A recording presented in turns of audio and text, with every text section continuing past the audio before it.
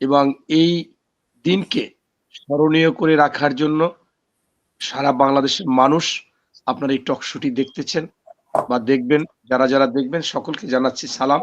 এবং শুরুতেই আমার নেত্রী, আমার মায়ের জন্য সকলের কাছে দোয়া চাই। যদিও আমি জানি যে আমার দোয়ার চাওয়ার আগেই প্রতিটি মানুষ মনে প্রাণে বেগম খালেদা জিয়ার জন্য দোয়া করতেছেন।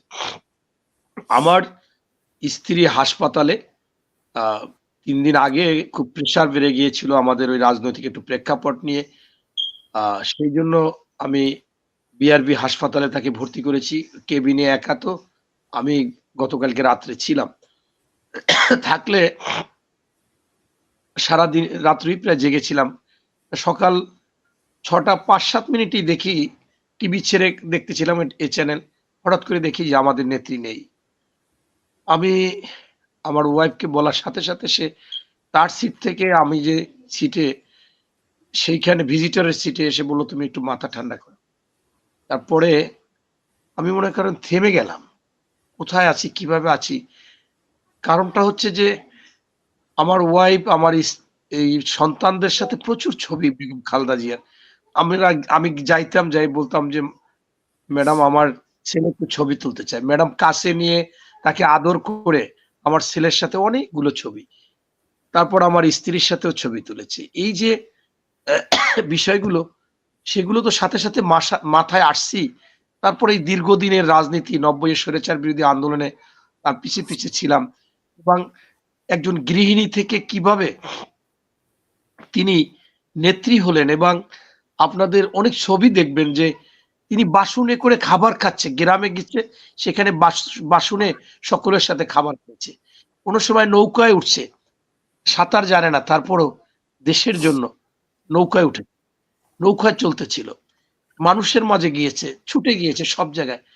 আপনার একটা প্রমাণ তো আপনাদের বড় করে আপনারা দেখতে পারেন। সেটা হচ্ছে যে যখন ওনাকে ৪০ বছরের স্মৃতি বিজড়িত বাড়ি থেকে এক কাপড়ে বের করে দেয়, উনি কিন্তু কারো বিরুদ্ধে হিংসাত্মক কোনো কিছু বলে নাই। শুধু বলছে, "আমি কার কাছে বিচার দেব? মহান আল্লাহ, আপনার কাছে আমি বললাম যে আমার স্মৃতি বিজড়িত ৪০ বছরের বাড়ি থেকে আজকে আমাকে ঘাড় ধাক্কা দিয়ে এক কাপড়ে বের করে দিয়েছে।" এই যে কত বড় মন মানসিকতার নেত্রী।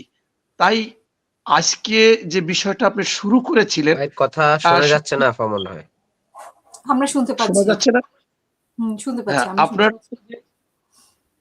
আপনার হচ্ছে যে আপনি যেটা শুরু করেছিলেন, সেইটা হচ্ছে যে আমরা কিন্তু একটা আশা নিয়ে বেঁচেছিলাম যে উনি সিসিইউতে থাকুক আর আইসিইউতে থাকুক, তিনি তো বেঁচে আছে। আর যদি ইনশাল্লাহ বেঁচে থাকে, যদি জনগণ ভোট দেয়, বিএনপি যদি ক্ষমতায় যায়, হয়তোবা উনি রাষ্ট্রপতি হবে, নতুবা এই বাংলাদেশে ক্ষমতাসীন যে যারা থাকবে তাদের একজন অভিভাবক হবে, একজন প্রধান উপদেষ্টা হবে। এবং উনি যদি বিদেশে কোনো বিষয়, যে আমার দেশ থেকে ১ লক্ষ লোক নিতে হবে, একটা দেশকে আবেদন জানায়, সেটা রেসপন্স করবে। এবং আমাদের যে চিন্তা ভাবনা, আমরা একটা বাংলাদেশ করতে চাই।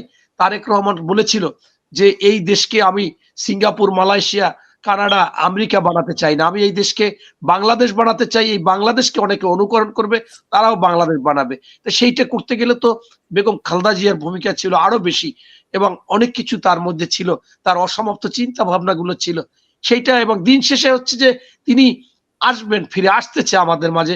তিনি ৩টা আসনে নির্বাচন করবে, নির্বাচিত হবে, আসতেছে ইনশাল্লাহ। আমরা এবার কেয়ার থেকে তো কয়েকবার তিনি সুস্থ হয়ে ফিরে এসেছেন। এই যে আশাটা ছিল, সেই আশাটা আজকে আর নেই। তারপরও নিয়তির যে আপনার খেলায় অবশ্যই মৃত্যু অবধারিত, মেনে নিতে হবে। তাই আজকে তিনি মারা গেছেন, ইন্না লিল্লাহি ওয়া ইন্না ইলাইহি রাজিউন। মহান আল্লাহ তাআলা তাকে জান্নাত নসিব করুক।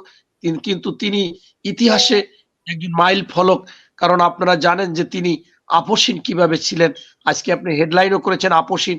সেই আপসহীন আপনি যদি বড় দাগে দেখেন, আমরা যখন এরশাদ বিরোধী আন্দোলন করেছিলাম, সেই আন্দোলনে আজকের যারা বড় একটা দল জামাত, এবং এর আগে ছিল আওয়ামী লীগ, তারা কিন্তু স্পষ্টভাবে আমাদের সাথে মিটিং টিটিং করে, সর্বদলীয় ছাত্র ঐক্য ছিল।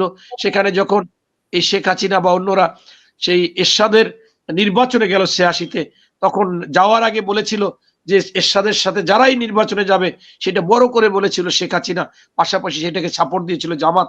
এরপরে কিন্তু আমরা দেখছি তারাই নির্বাচনে গিয়েছিল, তাই তারা জাতীয় বেইমান হয়েছে। এখানে বেগম খালেদা জিয়াকে আপোষহীন বেশি বলা হয়েছে এবং সেইখান থেকেই ধরা হয়েছে, কারণ সেই সময় অনেক টাকা পয়সার লোভ ছিল, ক্ষমতার লোভ ছিল এবং বেগম খালেদা জিয়া একজন গৃহিণী ছিল। সেখান থেকে তার হতেই পারে তিনিও যেতে পারে। প্রায় 5 বছর আন্দোলন করেছে, এরপর আর কত ধৈর্য ধরবে, এরকম একটা সময় কিন্তু যায়নি এবং তিনি কিন্তু তার ফলও পেয়েছে। শুধুমাত্র এই যে আপোষহীন না, তিনি কিন্তু 1991 সালে যে নির্বাচন হলো, সেই 1991 নির্বাচনে কিন্তু আওয়ামী লীগ ধরেই নিয়েছে তারা ক্ষমতায় চলে গেছে এবং আপনি দেখেছিলেন যে বেগম খালেদা জিয়া তখন 5টা আসনে নির্বাচন করা যেত, উনি 5টা আসনে নির্বাচন করে বিপুল ভোটে জয়লাভ করেছিলেন। অন্যজনে 3টা আসনে করেছিলেন, তিনি সাদেক হোসেন খোকার সাথে হেরে গিয়েছিলেন, মেজর মান্নানের সাথে হেরে গিয়েছিলেন। তাই জনগণ কিন্তু আপোষহীনের মূল্য দিয়েছে, পাশাপাশি আপনারা দিয়েছেন, সাংবাদিকরা দিয়েছে, বিশ্ব দিয়েছে। এবং আরেকটি ব্যাপার, তিনি যে গণতন্ত্রের জন্য আন্দোলন করেন এই শেখ হাসিনার সময় করেছেন, সেই জন্য কিন্তু তাকে দুটি সংস্থা মাদার অফ ডেমোক্রেসি, গণতন্ত্রের মা হিসেবে আখ্যায়িত করে সনদ দিয়েছেন। এটাও কিন্তু বিরাট একটা পাওনা। তবে এর চেয়েও আমি মনে করি আজকে সারা বাংলাদেশে এই অসুস্থ এবার হওয়ার পর থেকে জামাত বলেন, অন্য বাংলাদেশে যারা আওয়ামী লীগের নেতা কর্মী আছে, অন্য দল বলেন, জাতীয় পার্টি বলেন, ডান বাম সকল পার্টি, আমার এই ভাইয়ের পার্টি, এরকম যারাই আছে তারা কিন্তু সকলেই একটাই কথা বলতেছে যে বেগম খালেদা জিয়া কোনো দলের বা ব্যক্তির হতে পারে না, তিনি হচ্ছে বাংলাদেশের অভিভাবক, তিনি বাংলাদেশের একটি প্রতীক। এবং আমরা মনে করি খালেদা জিয়া আমাদের সকলের। আজকেও তার প্রমাণ হয়েছে। আমি সকাল বেলা থেকে যে ফেসবুকে স্ট্যাটাস গুলো দেখেছি, বিশেষ করে আমার এলাকা বাগেরহাটের বেশ কিছু আওয়ামী লীগের লোকজন যেখানে আছে, একজন মেয়র আছে, সেও একটা স্ট্যাটাস দিয়েছে, সে পালিয়ে আছে ইন্ডিয়াতে, বেগম খালেদা জিয়ার জন্য স্ট্যাটাস দিয়েছে।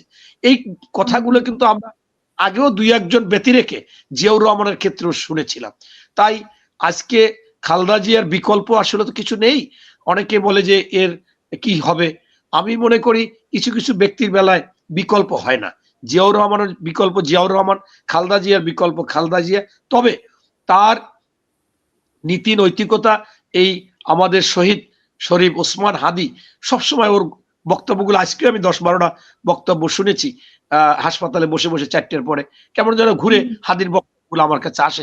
তিনি বলেছে জিয়া এমন এক ব্যক্তি যে পৃথিবীতে কোনো সামরিক শাসন থেকে এসে সামরিক অধ্যাদেশ জারি করার পর গণতন্ত্র আসছে এরকম কোন নেতা নাই। এবং তারপরে আরো অন্য জনশক্তি রপ্তানি, গার্মেন্টস ফ্যাক্টরি, খামার। আবার খালেদা তো ওসমান হাদি অন্যরকম, মানে আমার শোতে কতগুলোই আছে, আমার এখান থেকে দেখি যে আজকে কয়েক হাজার মানে ইয়ে হয়েছে, মানে ডাউনলোড করা হয়েছে আমার ইয়েটা। ও তো অন্যরকম ভাবে দেখতো খালেদা জিয়াকে, বলার সময় একদম মানে অন্য, মানে পুরো বাংলাদেশ একদিকে, খালেদা জিয়া অন্যদিকে, এরকম ছিল। জি জি, এই খালেদা জিয়াকে নিয়ে বেশ কিছু, যে খালেদা জিয়ার মতো নেতৃত্ব, খালেদা জিয়া এরকম কথা বলতো, একক, ওনার কোনো বিকল্প নেই, এরকমই বলতো সবসময়। আমি সেই জন্য আমি আজকে প্রমাণিত বাংলাদেশে 2-1 আজকেও হয়তো বা 2-1 বিভিন্ন ধরনের পোস্ট দিয়েছে, এটা আপনারা যাদেরকে বট বাহিনী বলেন তারা দিতেও পারে। সেটাকেও ডাক্তার স্পষ্টভাবে, বিদেশি একাধিক ডাক্তার বলেছে যে গতকালকেও তার ডায়ালিসিস করা হয়েছে। এবং যারা বলে এরা গুজবকারী, এরা আসলে খুব খারাপ, এরা আসলে যুগ যুগে এরকম কিছু কীট পতঙ্গ থাকবে সমাজে যারা বলবে যে উল্টা কিছু বলবে। তাই আজকে স্পষ্ট ওই জ্যাকব মিল্টন বলবে, ওই পিনাকি পেজ থেকে বলবে, কিন্তু এইটা কিছু বিষয় না। বিষয়টা হচ্ছে যে যখন আপনি কোনো একটি সমুদ্রে যদি বালু দিয়ে বাঁধ দিতে চায়, এটা ভেসে যাবে।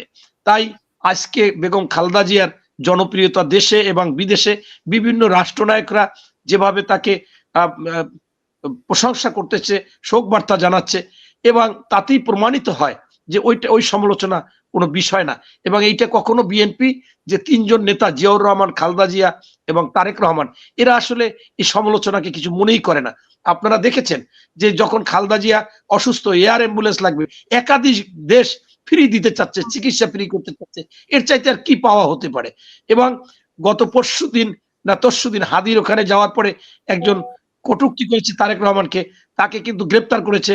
তিনি আবার বিবৃতি দিয়েছে যে না, এই জন্য তো জুলাই আন্দোলন হয় না, জুলাই আন্দোলনের বাক স্বাধীনতা থাকবে, আমাকে যাই বলুক তার অধিকার আছে, সে বলতে পারে, আমি যদি পারি আবার যুক্তি দিয়ে খণ্ডাবো, তাকে মুক্তি দেওয়ার দাবি জানিয়েছে। এটা হচ্ছে তারেক রহমান, এটা খালেদা জিয়া। এবং এই যে খালেদা জিয়ার যে বিষয়গুলো, এগুলো আসলে যদি আমরা মনে করি এটা অনার্স মাস্টার্স এর বই আকারেও কোনো সময় চলে আসবে, আপনি হয়তো বা দেখবেন। এবং তিনি একজন অতুলনীয়, অদ্বিতীয় এবং নেত্রী, এবং আপসহীন, যেভাবে গণতান্ত্রিক সেভাবে দেশপ্রেমিক নেত্রী ছিল সেভাবে।